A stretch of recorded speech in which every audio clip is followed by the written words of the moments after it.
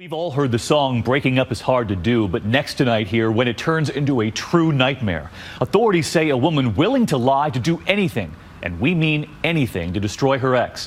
What did she send his co-workers? They had never seen him quite like this before. Here again, Matt Gutman. While coaching his son's football team, Joe Good was bowled over, not by the play, but by the pretty blonde on the sidelines, Tawny Blazejowski. Her son was on the same team as my son. Then we started, dating after when I got divorced. Joe and Tawny could have been a modern-day Brady Bunch. Tawny is mom to 4. Joe is the father of 2, each with a divorce under their belt, and together they found passion. And she was a lot of fun.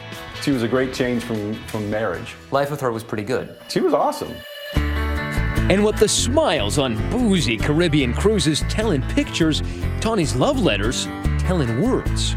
She's very passionate and enthusiastic in everything she does. Were you ever in love with her? Yeah, I was in love with her. Their love blossoms here along the shores of sunny St. Augustine, Florida. Life, for a time at least, is heavenly. Joe lives here on Paradise Pond Road, managing insurance claims for a national company. Tawny tucked away in this nearby cozy cul-de-sac. And after 2 years of dating, Joe proposes. Here's the ring, and here's Tawny's excited Facebook post. But when Joe drags his feet on setting a date, Tawny drags him under. Did you ever get any indication that there might have been something a little bit off with her? There were red flags. She would get upset about things. Didn't go away. No, they kept on, and the time frame between when she'd get mad got shorter and shorter. And it escalated to where finally she asked me, "Do you want me to just go ahead and cancel the vacation I got planned for you?" And I said, "Yeah, sure, I'm done. I'm tired of this crap." The engagement is now very off. So you called her bluff? I said, "Yeah, cancel it." Immediately the phone rang. And she was, "Are you sure this is what you want? Because I got everything lined up that I'm going to ruin you." And I'm like, "What?" About a half hour after that conversation, I get a text message on my phone that my Yahoo password had been changed. The bond that almost led to marriage breaks in the time it takes to send an email. Tawny, scorned, hacks Joe's personal email account, and an epic cyberstalking campaign begins.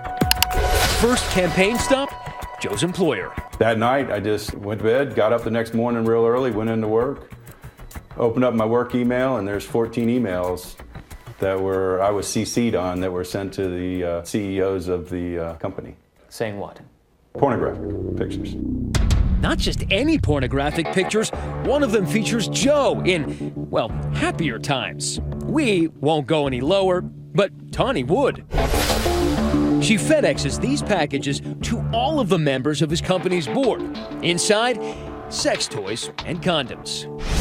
As if your colleague seeing you naked isn't the stuff of nightmares, surprise! The torment really begins with a polite knock on the door at 2 a.m. The night of October 19th, things changed.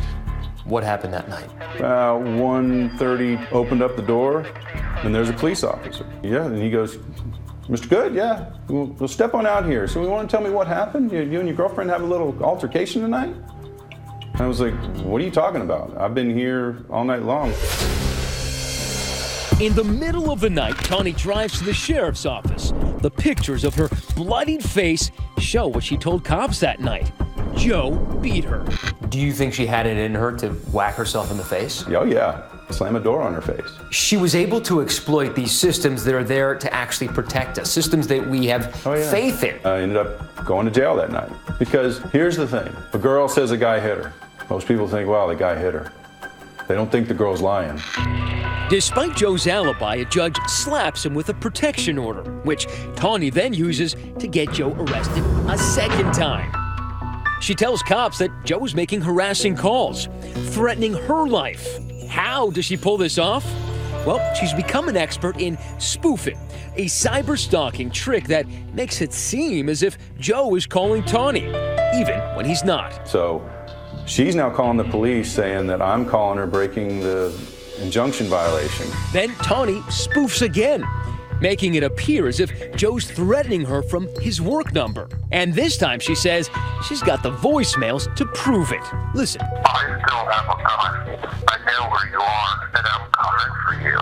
I should have told you. We now know it's probably Tawny digitally manipulating her voice. But back then, cops hadn't caught on yet, and they arrest Joe for a third time. By now, his employer has had it. They fire Joe. During all of this, Joe takes a little vacation with his new girlfriend, Mariella Murphy. One wonders why he'd ever return, but when he does... There's the airport security asking, "You Mr. Good?" "Yes, sir. Step over here with me." They'd got a tip that I was smuggling drugs in from D.C. Found nothing, of course. Found nothing. I said there's aspirin in there, but that's the strongest you're going to get. Somehow she found out that I was going to D.C.